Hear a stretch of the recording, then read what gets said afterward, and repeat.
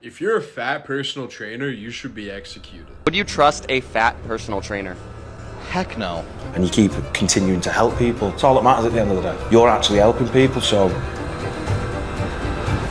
Would you hire a personal trainer that looks like this, or one that looks like this? Well, Joe Facer, the guy who spent his first 3 years of training eating pesto like it was water in the desert, made this video a few days ago comparing what it was like training with a personal trainer who didn't look like they were very physically in good shape, and this guy who looks like a fitness model. Now, Joe starts by training with this woman who is called Rhiannon, so like Rihanna but more formal, and she took him through a standard workout. They did some light warming up and then some upper body compound exercises like pull downs, overhead presses, all that good stuff, some arms, you know, the usual. Then he went to visit this guy whose name is Bobby, and he actually was a fair bit cheaper than the lady, and he pushed Joe hard. I'm talking a straight up bodybuilding session, you know, high effort per set, arguably a bit much since they did 4 exercises for just chest alone, but hey, nothing beats a good old fashioned chest pump with the lads. Then Joe had the two trainers debate each other on different topics and show whether or not they agree or disagree to a lot of things being said. Body positivity is a dangerous movement. Now, they do disagree on a few things like body positivity. She thinks it's okay to be on the larger side while being proud of your body, while he thinks it's not. And these things are a bit complex to discuss, since obesity itself is very multifactorial, even though it ultimately boils down to how much you eat in relation to how much your body utilizes. There are different reasons for that. People produce different levels of hunger hormones, people respond differently to foods, and there are a few biological differences which do make it harder for some people to lose weight or maintain a healthy body weight than others. Don't eat because you're fat. You don't have any hunger signals in the morning because you're fat. So just on that alone, I don't think there's anything wrong with being overweight or obese itself. But I do think the body positivity movement, which I've made a few videos about, even though it's supposed to be about loving yourself regardless of shortcomings and working towards improvements, did turn into an excuse for people with unhealthy lifestyle habits to not do anything about them. So these two are opposites in a lot of ways, but Rhiannon does have a lot of good points in regards to how people are different and need different strategies to become fitter. And that the mental state for a lot of people is just as important as the physical. You need to be in good shape to be a personal trainer.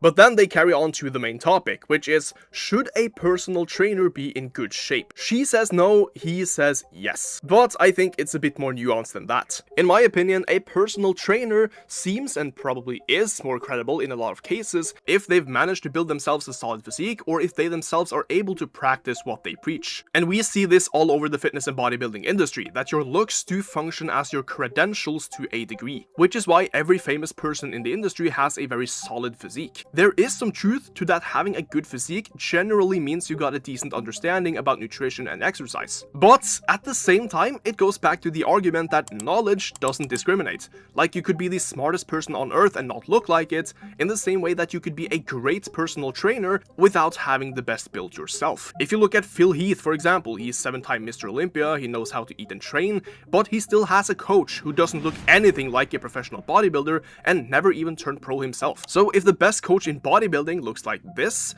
then why can't a good personal trainer also be in physically worse shape? Now, granted, they discussed that a personal trainer should be like fitness personified, that they should look like they train, otherwise they're a hypocrite in many people's eyes, and yeah, I get that. If you roll up to your first ever PT session and the trainer looks like they've spent more time taste testing flavors for Ben & Jerry's than actually touching a dumbbell, then you're gonna raise an eyebrow. Like how you wouldn't take financial advice from somebody who lives in a tent. We tend to judge books by covers because we want these shortcuts.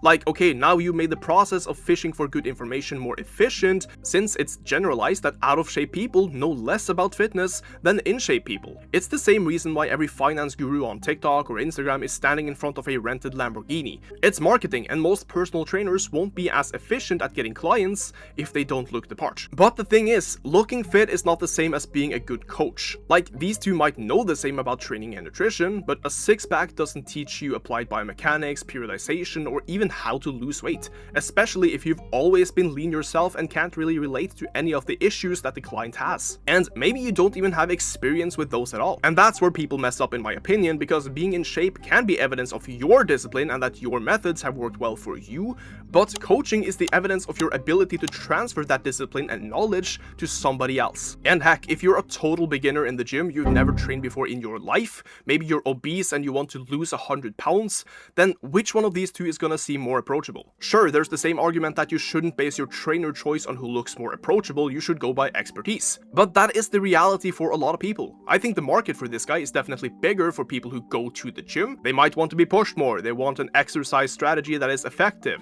that sort of stuff. But for the person whose biggest struggle it is to get started, get into a training routine and get comfortable in the gym, or with exercise in general, this lady might be the better choice. Difference is you know what you're doing, I think. Yeah. Whereas when I'm instructing, they don't know what they're doing. So when Joe is sitting there comparing these two trainers, it ends up becoming like a weird social experiment about how much we value aesthetics in a profession which is supposed to be about function and results. Like, in a perfect world you would get both, but in reality people tend to gravitate towards the trainer who looks like the results they want, not necessarily the one who can deliver them. And the fitness industry is built on that bias. You have the thumbnails, the physiques, the insane transformations, even though in reality coaching skill is about communication, psychology, long-term planning, and keeping clients consistent, and none of that actually shows up in a physique check. Sure, if somebody looks better, it's more likely they're a better trainer, but it's like correlation versus causation. Now, you could argue that no, it's not about the physique, but it's more about how good could their advice be if they can't follow it up themselves. And I partially agree that being out of shape while your profession is getting others into shape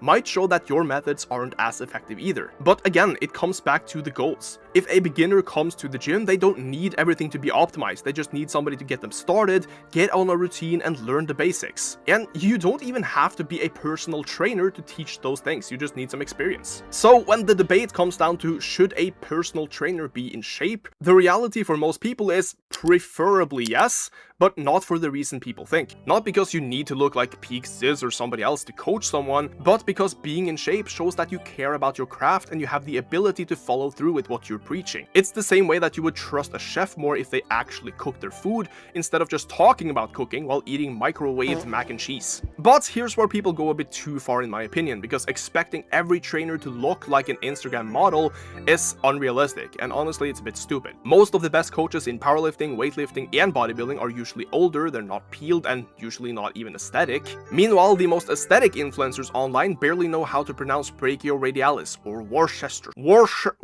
Like, look at Ashton Hall, who is built like a Greek god, but his training advice is bullshit. Like, I genuinely believe this lady would be able to help a lot more people than somebody like him. Then Bobby goes on to say that he thinks being a fat personal trainer is immoral. I feel like it's just morally correct for a personal trainer to be in shape. And I have to say I strongly disagree, because it's not like a fat personal trainer necessarily wants others to be fat as well. Their job is still to get people in better shape, regardless of how they themselves look. If that personal trainer can help one big person, then they should exist and they should be able to be a personal trainer. Rhiannon didn't get a good look towards the end though, when she didn't want to shake the guy's hand when he said that she's actually helping people. Like, she didn't want to agree to that, but I assume it was more out of disrespect, because he told her straight up that she was doing something immoral. So the real question isn't should the trainers be fit themselves, it's how much does their physique actually matter compared to their knowledge, coaching ability, and the value they deliver. Does it matter to you what the trainer looks like? Then just go towards the one you prefer, it's that simple. There's nothing unethical about it, and if you want to be pushed more, you could go to somebody like Bobby,